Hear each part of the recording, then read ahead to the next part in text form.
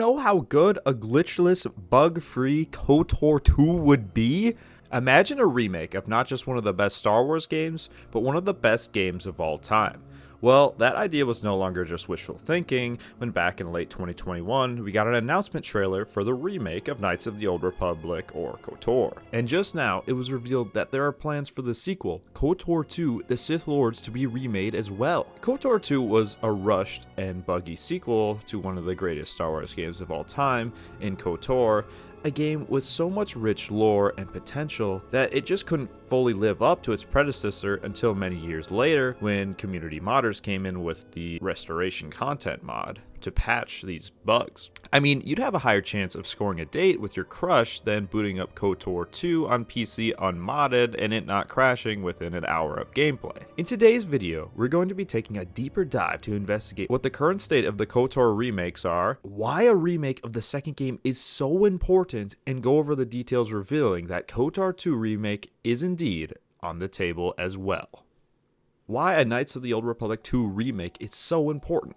Let me paint a picture for you. We live in a day and age in gaming where games take years to make. Years plural. It's a tough job. There's a lot that goes into it. Jedi Survivor took 3 years and 5 months to release following Jedi Fallen Order. Pretty reasonable. Sometimes games admittedly take too long. Star Wars Eclipse, GTA 6. I digress though. You want to know the release date for Knights of the Old Republic 1? July 15th, 2003. You want to know the release date for its sequel, Knights of the Old Republic 2? December 6th, 2004. Yeah, you heard me right. That's just a little over a year. After making one of, if not the best Star Wars games of all time, they were forced to get the sequel out as soon as possible, and at the detriment of gamers for decades to come. If only they knew how many times this game would be replayed. Why was the release so rushed, you might ask? Well, make no mistake, that December release date was intentional. Lucasfilm wanted to capitalize on the Christmas cash. However, to be fair, there's one key detail I've left out so far, and I want to make sure to clear things up. KOTOR 2: The Sith Lords was developed by a completely different studio than the first game. KOTOR 1 was made by BioWare, while KOTOR 2 was made by Obsidian Entertainment. BioWare at the time was a well-established gaming studio who had already made hit games prior to KOTOR in Baldur's Gate 2 and more, while Obsidian's entertainment resume was, well, KOTOR 2 was literally the first game they had ever made. So why didn't LucasArts just have BioWare make the sequel? Well, the devs at BioWare had already had their fun with the first game in Star Wars and were too booked up with other games to handle a sequel in the time frame that Lucasfilm wanted them to handle it. And BioWare recommended Obsidian Entertainment, saying they were fully capable, which they were. The problem was they had half the time to make a game that somehow had to live up to the first one. Originally, it was believed Obsidian was to be given a similar time frame to complete the project, with speculation suggesting a May 2005 date. But early into development, and with a change in leadership at LucasArts, they switched up on Obsidian Entertainment and demanded it to be ready for Christmas season. And lead designer Obsidian Chris Avellone, in an interview back in 2013, said there would have been substantial penalties had they not made that date. He followed up by saying the entire process was just 14 months. Insane!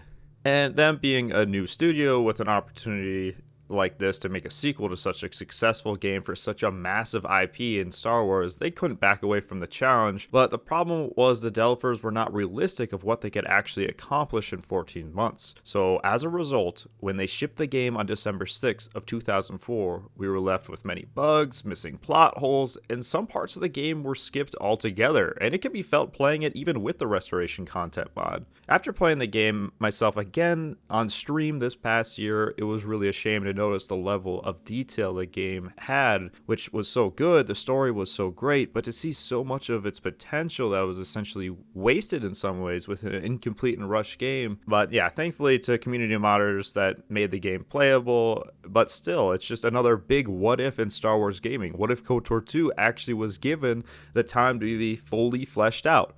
Well, that's just it. We might actually get that chance now. And unlike KOTOR 1, the remake of KOTOR 2 holds so much potential because we might finally actually get to see the full story fleshed out and the game given the justice it deserves. That's not to say I'm not excited for the first one being remade, of course, but it's so important right now more than ever that this first game gets a remake and gets to the finish line so we can get the second game remade too, to have all of these bug fixes and all of the content fully fleshed out. And just let's be real, the second game has many glaring issues, so with it being remade, there's so much opportunity for those to be fixed and made right finally, decades after the mistakes were first made.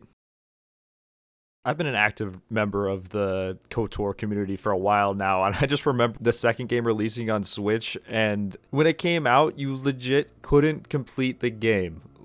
And the devs even admitted that. You literally couldn't beat the game due to the glitches. Imagine that. Imagine charging money for that. And obviously they wanted to fix this, so they made some updates, and they promised to soon after release the restored content, DLC, the one made by the modders. However, this name never came to pass, as Disney's legal team blocked it as they were worried about modders getting too much credit or suing them. Typical Disney. However, a new report just came out regarding the lawsuit of the canceled restoration DLC for the remaster, revealed with much more details. There were dozens of emails between Aspyr, the studio that ported KOTOR on the Switch, and Lucasfilm Games. This included contracts, marketing plans, and a contract for the now delisted KOTOR 1 remake. In some of the filings, many documents were hidden, others revealed fascinating details.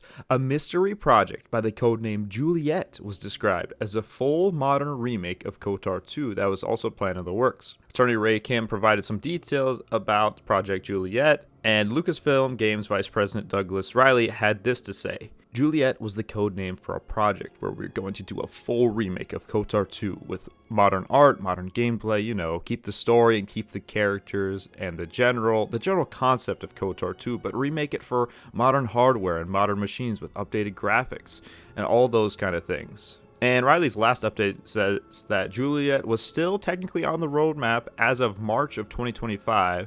This is absolutely mind-blowing. Not only are there plans to remake KOTOR 1, but also KOTOR 2, the unfinished game that needs to be remade. Now let's explore some of the current development. Following the first video I made on this topic a few months back, there's been some new details that have surfaced for the state of the KOTOR 1 remake. Like I said in that video, Aspyr is no longer in charge of the KOTOR 1 remake. It was picked up by Saber Interactive. Kind of lines up with the timeline of the lawsuit of when Aspyr got sued by Lucasfilm for the Nintendo Switch thing, but I digress. It was picked up by Saber Interactive, and KOTOR itself is under the responsibility of Madhouse Games, who is a subset of Saber, and this team made the newish release, Hellraiser Revival, and the team at Saber Interactive claimed the game is still in development, so that's good news. And we have since gotten leaked images of the work that had been done so far on KOTOR remake as well, first in September with a leak of some of the updated and glorious looking Kashyyyk, one of the main planets of the first game, and in October we got some additional leaked images as well, showcasing various weapons, entities, other models, and even what seemed to be an early version of a playable character with a vibro sword. To be honest, the KOTOR 1 remake is still very much a work in progress and a long ways from being released, meaning KOTOR 2 is further yet as well. But that doesn't mean we won't get them. These projects take a lot of time, like I said earlier. And certainly, don't make the mistake that Lucasfilm and Obsidian Entertainment made when they first released KOTOR 2. Learn from the mistakes of rushing such a high quality, rich, lore-filled game out, and make sure that when KOTOR 1 and 2 remakes do release, they are ready and the best they can possibly be. If they do it right, these could be back-to-back contenders for Game of the Year, and we'll finally be able to see the full KOTOR 2 story fleshed out. And did you guys know that there was a KOTOR 3 that was in development at one point in time?